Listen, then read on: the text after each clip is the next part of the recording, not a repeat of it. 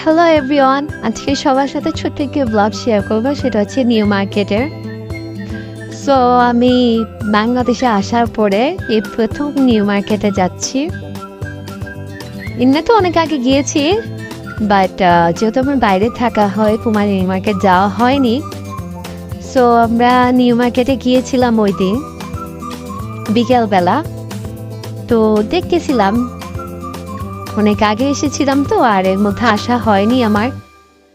তো এই যে জামাগুলো দেখতে পাচ্ছেন, এগুলো আপনারা 200, 250, 300 এরকম করে পেয়ে যাবেন।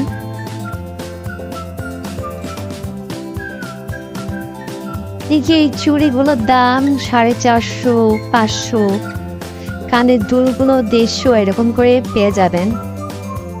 তারপর আমরা একটা চটপটির দোকানে গিয়ে ফুচকা খেলাম। এরপর আমি দেখতেছিলাম অনেক কিছু কিনা হয়েছে এর মধ্যে।